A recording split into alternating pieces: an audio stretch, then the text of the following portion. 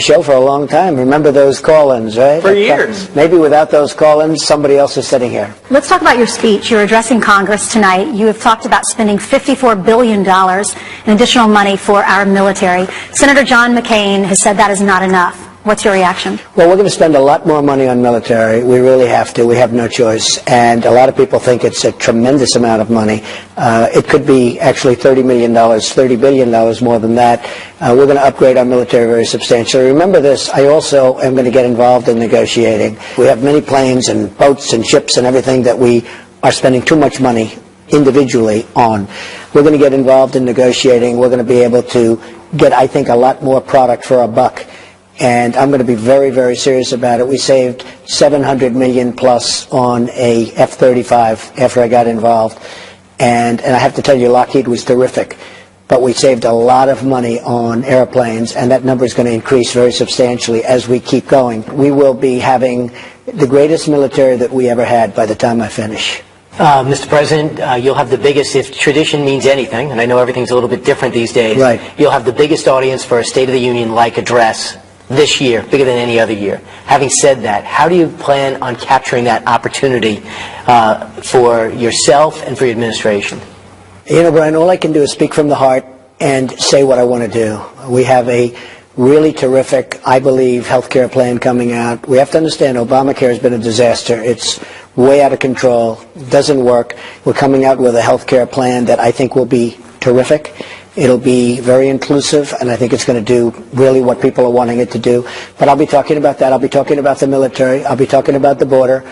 And remember this, on the border and throughout our country, we're getting the bad ones out, the bad people, gang members, drug lords, in some cases murderers. Has that not been communicated? Do you think that has not been communicated effectively? I don't think so. No, I don't think it's been. Maybe it's my fault. But, you know, when they show people being taken out, these are people that are, we're looking at the bad ones. And I said that from day one. I said from the day I'm president, we're getting rid of the bad ones. And a lot of people understand it. I can tell you the communities where we're removing people that are really trouble and really frightening to a lot of the people that live there, those communities are very, very happy. Sure. Mr. President, you're going to spend $54 billion at least more on the military, and the people who in our audience like that love this, and you've said you're going to do that all along. You're going to make big spending cuts at the EPA and State Department. Where's the money come from? Well, because it doesn't seem, if you cut all the money from EPA and all the money from State, that's about $50 billion. Well, I think the money's going to come from a revved-up economy. I mean, you look at the kind of numbers we're doing. We were probably GDP of a little more than 1%. And if I can get that up to 3 or maybe more, we have a whole different ballgame. It's a whole different ballgame. And that's what we're looking to do. But to get the economy going, you got to get the Affordable Care Act replaced and repealed, and you got to do something about taxes. And how close are we to either of those? Right. We're going to be doing things having to do with other countries because we're treated very, very unfairly. When we help them, even militarily, we're going to ask for a form of reimbursement, which right now, I mean, we have countries where we're taking care of their military. We're not being reimbursed, and they're wealthy countries. We have a lot of things happening, but we're going to get the numbers way up, and we're going to get jobs back in our country. You see what I've done. Ford has announced, General Motors, Fiat has announced. They're all building big plants. They're all coming back into the United States. They were fleeing. They were fleeing our country. And you mentioned EPA. We have right now, I call it the veins of the country. We have right now hundreds and hundreds of massive deals that are tied up with environmental protection. When they are, Scott Pruitt, who's terrific, just got approved, but when he gets going, those projects are going to be freed up and they're going to be sailing. And you're talking about thousands and millions, actually, of jobs. You ran on jobs. You ran on draining the swamp. You ran on repealing and replacing Obamacare. When do you start to put pressure on Congress, the swamp, to get something done to repeal and to replace? Well, I think that Paul Ryan and his whole group have been terrific. I just left Paul Ryan and Mitch McConnell. And, you know, Paul's working very hard. You know, healthcare is a very complex subject. If you do this, it affects 9 different things. If you do that, it affects 15 different things. I think we have a great plan, and I think Congress is absolutely taking a lot of blame, but it's not their fault. Don't forget, I've only been here for like 4 weeks. Somebody said, he hasn't done health care. They've been working on health care for 30 years. I've only been here for, what is this, my 5th week? And we're set to propose a plan, and I'll be talking about it, as you know, tonight. But we're all set to do a plan, and I think it's going to be something that's going to be really respected. And you take a look at what's going on with the stock market. Trillions of dollars of value have been created since I won the election. I mean, trillions. No, I mean, the stock market's very enthused, and that's jobs. But I just have to bring back two things in your cabinet. You have an OMB director, finally. He said you have to take an axe to entitlements. Your Treasury Secretary says we're not touching it. Who's right? Well, I'll tell you who's right. If the economy sails, then I'm right, because I said I'm not touching Social Security. So your OMB is wrong. I'm not saying anybody's wrong. I'm just saying this. If we, and I think this is what's going to happen, Brian, I think our country's going to sail. Mr. President, you announced via Twitter the other day you're not going to go to the White House Correspondents' Dinner. How come?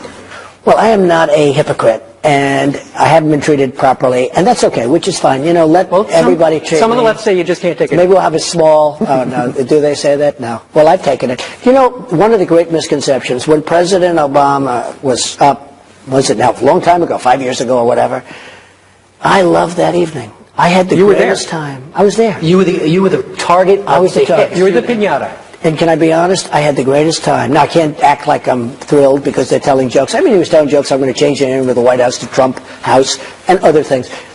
And he was I thought he did a good job, and he was very respectful. It was fun. And I enjoyed it. And I left, and I told the press, they were all said, did you have a good time? I said it was fantastic. The next day I read Donald Trump felt terrible about the evening. I loved the evening. I had a great time. You said before, I could take hits when it's justified. Correct, right? 100%. Can you give me an example of a time when someone was critical of you and you thought to yourself, I deserve that hit. I deserve that column. I deserve probably that. I could never do that. I'm not going to give you any ideas. No, but I'm not going to give you any Do ideas. you ever think to yourself, well, I kind of screwed that up. I kind of deserved that hit. Yeah, sure. And you know what, honestly, if I do that, if that does happen, and if I take a hit, I won't give you any additional ammunition. But over the years, you make a mistake. I fully understand when they hit you. But when they make stories up, when they create sources, because I believe that sometimes they don't have sources. You know, the sources don't exist. And sometimes they do exist. I'm not saying all sources, but I believe that a lot of the sources are made up. A lot of the stories are made up. I believe a lot of the stories are pure fiction. They just pull it out of air. I just thought, in light of the fact of fake news and all of the other things that we're talking about now, I thought it would be inappropriate. Too cozy? No, not too cozy. I think that, look, I have great respect for the press. I have great respect for reporters and the whole profession. Now, with all of that being said, I just thought it would be better if I didn't do the dinner. That doesn't mean I'm not going to do it next year, but I just thought it would be better if I didn't do that. Mr. President, the Oscar Awards, Jimmy Kimmel, he was tweeting, he was saying some crude comments. He insinuated, at least, that you were racist. What's your response? Well, look, you know, it just seems the other side, whenever they are losing badly, they always pull out the race card. And I've watched it for years. I've watched it against Ronald Reagan. I've watched it against so many other people. And they always like pulling out the race card. The fact is, I did pretty well, much better than past people in the Republican Party in the recent election, having to do with Hispanics, having to do with African Americans. Did pretty well, or I wouldn't be sitting here. I mean, if I didn't get numbers that were at least as good or better, I wouldn't be sitting here. You don't take it personal. I can't. Because I consider it a very serious violation when they say it, and I have to write it off as being purely politics. Big story here in Washington, D.C., that Sean Spicer asked his communications team, okay, come on in, everybody. Put your phone right over there. We have a leaker here. We're going to have the White House lawyer look at your phones. How intent are you on finding who the leaker or leakers are in your administration? Not just your communications team, but over the State Department, maybe the intel community, everywhere. Well, first of all, Sean Spicer is a fine human being. He's a fine person. I would have done it differently. I would have gone one-on-one with different people. And we don't have a major leak process here. We have a major leak process in government.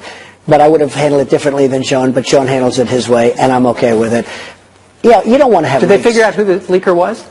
We have sort of ideas, but don't forget, we have people from other campaigns, we have people from other governments.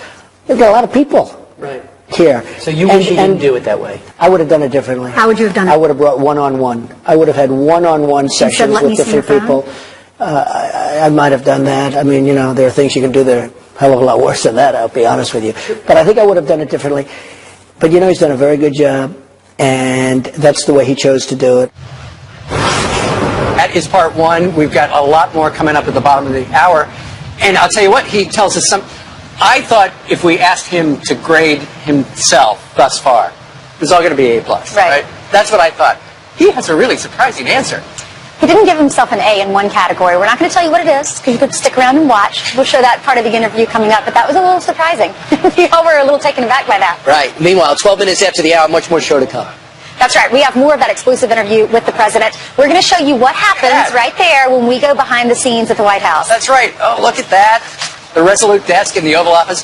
Meanwhile, somebody who will be in the room tonight when the president makes his joint session of Congress address is Congressman Louis Gohmert. He's live. I didn't know where you started from. Constant Friends continues live from our nation's capital. Hey, Louis, how are you?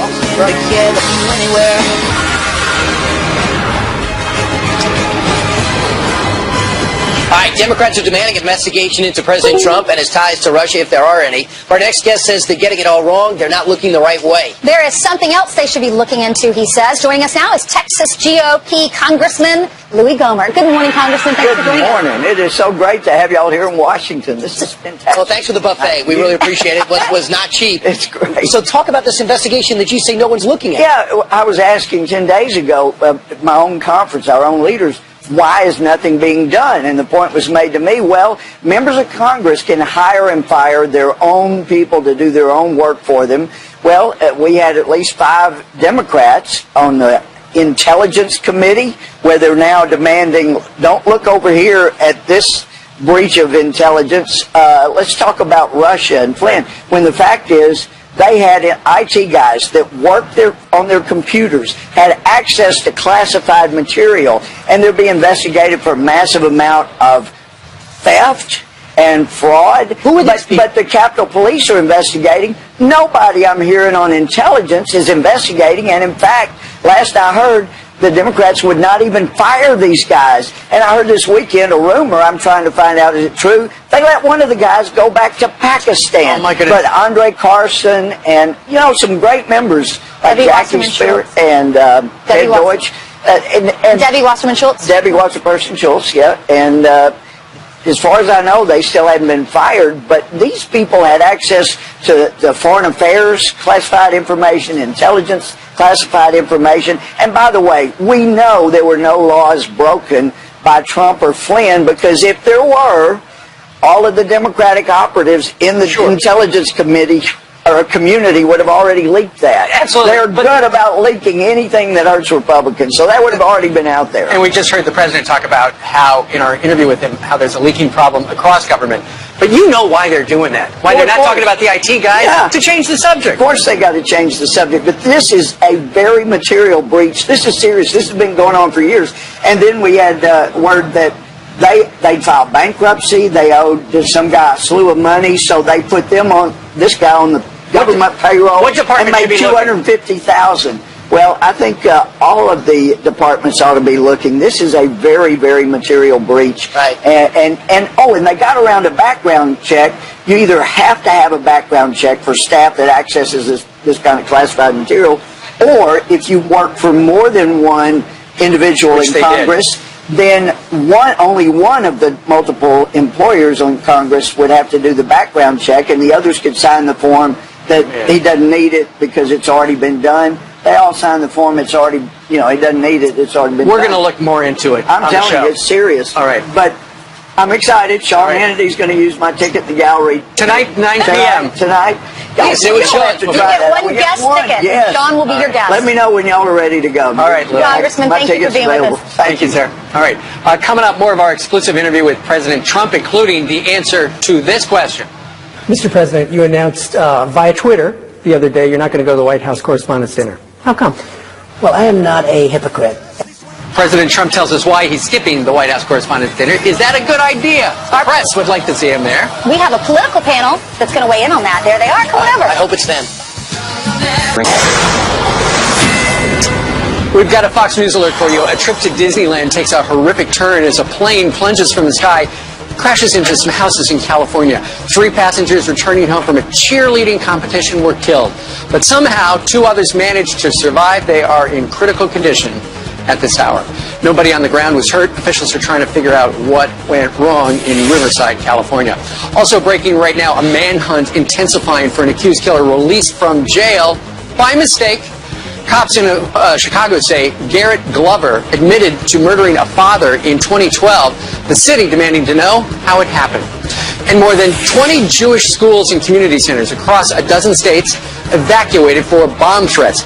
In New York City, teachers pushing toddlers to safety in strollers. The threats happening one day after vandals damaged 500 headstones at a Jewish cemetery in the city of Philadelphia. And getting to the bottom of the Oscars blunder, the accountant who handled Warren Beatty handed him the wrong envelope, apparently was tweeting moments before the mess. Oh, great. He posted this photo of Emma Stone backstage. Yep, it's since been deleted. Now we're getting to the bottom of this. All right, Ainsley? All right, thanks, Steve. President Trump breaking from tradition, turning down an upcoming dinner date with all of us, with the press, in an exclusive interview with Fox and Friends. We asked him about the White House Correspondents' Dinner, and this is why he's not going. I have great respect for the press. I have great respect for reporters and the whole profession. But when things are written that are purposely false, like as an example, Russia, long before the campaign ended, long before the election, that was a narrative that they did, and it didn't get played too much because they thought they were going to win. After they lost the election, they played that up as a way of camouflaging the fact that they lost the election.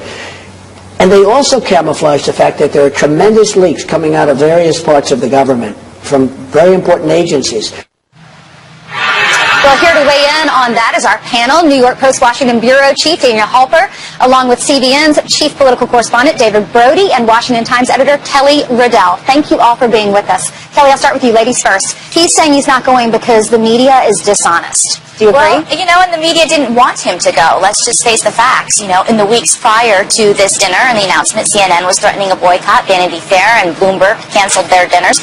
You had Margaret Sullivan at the Washington Post saying now is the time to end the Washington Correspondents' Dinner, all because they didn't want to celebrate with President Donald Trump.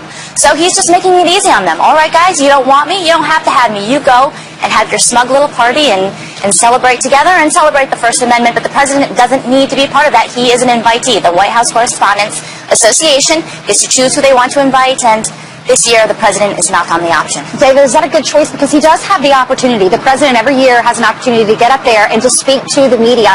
He would have an opportunity to roast all the people that he says are dishonest. Well, and he's been roasted before at these. You know, we remember back in 2011 where he was taken to task from that podium. Look, he enjoys all of this, Ainsley. I mean, he just loves this. He knows that he's the big draw for this dinner, and if he doesn't go, the whole thing is going to, in essence, fall apart, at least from a PR standpoint. So he was loving every minute of this, and I think, look, the bottom line is his gut instinct. One thing we know about Donald Trump, he has a pretty good gut instinct. You know, he's right more at the times than he's wrong, and I think in this case, I think he understands that this is probably the right move for him at this time. Daniel, the show must go on. Do we still have the White House Correspondents' Dinner without a president? Of course, and now celebrities are free to come, right? Because there's no way they can stand up for journalism, say that they're standing up for the First Amendment, and try to take the high road. So I think actually it will change the tenor of the dinner altogether. Look, he doesn't want to walk into an ambush, and perhaps you can't blame him. I think, on the one hand, it's his choice, obviously, and it would look disingenuous, his war with the media, if he really ramped it up. But I mean, if he really went and he just had a good time and it looked like he was inside the Beltway enjoying himself. But on the other hand, it would also bring down tensions with the media. And I think by not going, it is sure to ramp it up. And so there are drawbacks to him not going, and I think the continued war with the media is one of them. It's interesting that we have you two on the panel because you've been attacked in the public for getting your question in at the press briefing recently, representing CBN and New York Post. Are you surprised at this reaction from him? Well, a little bit. Surprised with the reaction that I've been getting, or that he's, a little bit, because I know these guys. And, you know, look, I mean, I've been in the business 30 years. And, you know, we have a huge audience at CBN, actually a worldwide audience. And so to kind of marginalize us from some of what the mainstream media is doing is really not only disingenuous, but factually inaccurate. And so it's been a bit frustrating. But, you know, we got a thick skin. Got to have a thick skin in this business. Daniel? It's not personal. Everybody's competitive. There's a bunch of people in that room, and everybody wants a question. And people are annoyed when they're not called on. It's not personal. It's just people are annoyed that they're not getting attention. They're not being called on themselves. All right. Thank you so much for joining us. We appreciate it. Coming up, more of our exclusive sit down with the President of the United States of America, including this. What grade would you give yourself from an A to an F? Well, I think I know what you're going to say. So, in one area, he gave himself a C. What was it? Stay tuned. We'll show you.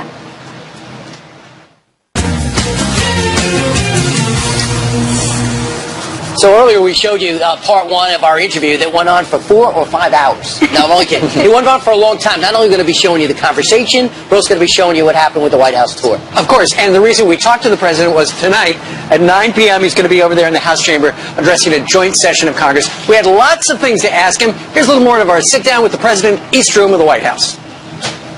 Let's talk about your tweeting, if we could. You've attacked recently McCain, the FBI, Democrats. Is there a method to the attacks, or is it just venting? No method, really. It's not venting either. But, you know, I felt badly when a young man dies and John McCain said that was a failed mission.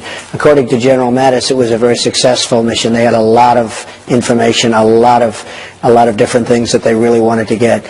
And I thought it was inappropriate, and I thought it was inappropriate that he goes to foreign soil and he criticizes our government. I just think that's just inappropriate. And, you know, people have to be careful with that. People really have to be careful with that. But it does allow me to go around dishonest media.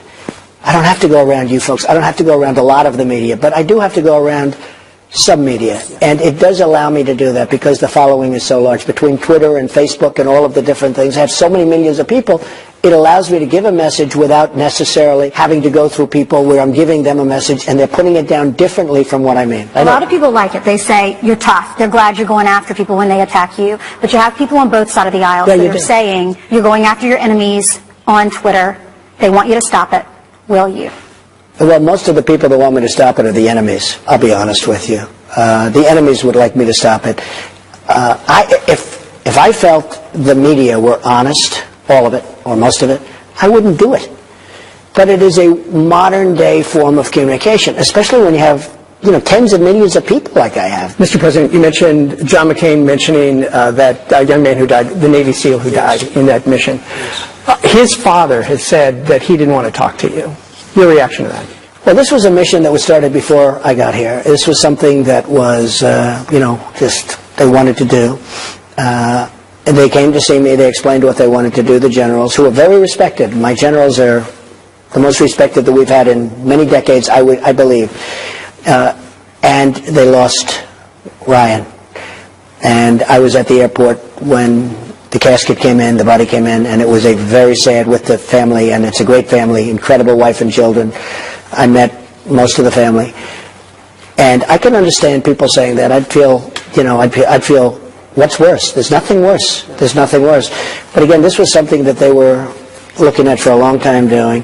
And according to General Mattis, it was a very successful mission. They got tremendous amounts of information. Can we talk about President Obama? You said you personally get along with him. You guys were going at each other for 3 or 4, maybe 8 years.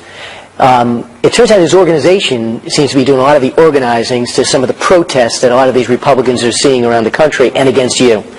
Do you believe President Obama is behind it? And if he is that a violation of the so-called unsaid President's Code? No, I think he is behind it. I also think it's politics. That's the way it is. And look, I have a very different agenda. Bush wasn't going after Clinton. Clinton wasn't going after Bush. Well, you never know what's exactly happening behind the scenes. You know, you're probably right or possibly right, but you never know.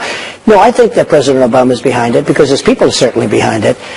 And some of the leaks possibly come from that group, you know, some of the leaks, which are really very serious leaks because they're very bad in terms of national security.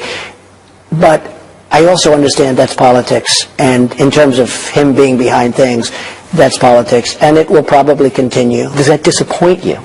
Don't you think that goes beyond what we usually do in this country? I don't use the word disappoint. I'm not really surprised because I understand the way the world works. It's politics. I mean, I'm changing things that he's wanted to do. I mean, we're much tougher in terms of getting the bad guys out. You know, people don't realize he deported a lot of people. But we're focused on the bad people. We're focused on the drug lords and the gang members. We're focused on a very, very bad group that are in this country that we're getting out rapidly. He was much less focused on that. Let's focus on family. Yeah.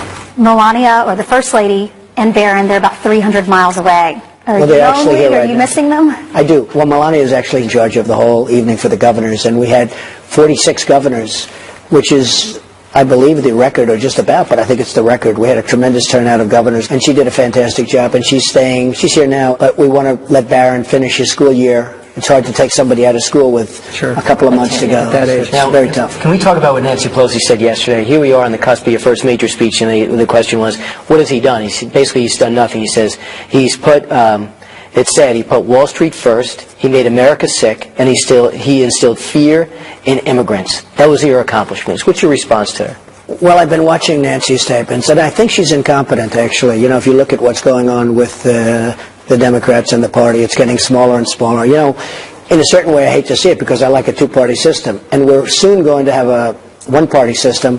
I actually think a two-party system is healthy and good, but she's done a terrible job. So she's wrong. Well, I don't think she's a good spokesman. She's certainly wrong. There are those that say I've done more than anybody in 100 days. Hey, look, just at the money I've saved billions and billions of dollars. I brought Ford back from Mexico. Ford was going with a massive plant. I brought Fiat in. I'm bringing in all these incredible countries. You've been reading about them on a daily basis. They're all pouring back into our country.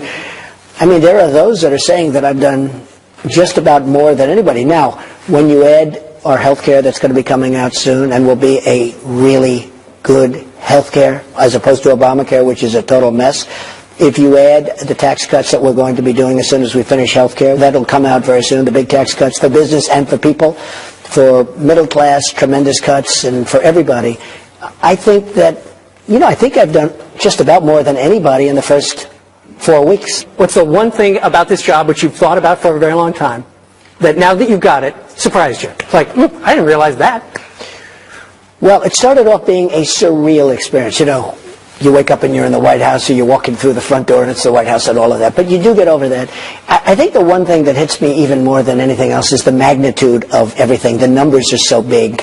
You buy an airplane, but here you're buying 3,500 airplanes. The size of the numbers are really staggering. And what about the people who are didn't counting on you all across the country? Well, around the world. The love is great, and I saw a poll where I was at 45 or 46%, but one of the things they said is that the level of enthusiasm for me is as strong as they've ever seen. In other words, that's a real group of people. You have other people that have a poll, but if they sneeze in the wrong direction, everybody disappears. But the protesters are also there, and they have not subsided. What's your reaction?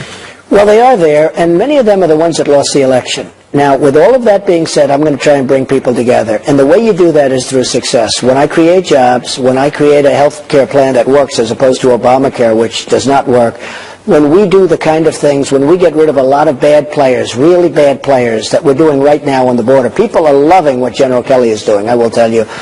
I think that will change. But a lot of the people that are protesting are the people that lost the election. What grade would you give yourself from an A to an F? Well, I think I know what you're going to say. Well, let's hear it. I think, no, I wouldn't do that. I think in terms of effort, which means something, but I give myself an A+, okay, effort, but that's, results are more important. In terms of messaging, I would give myself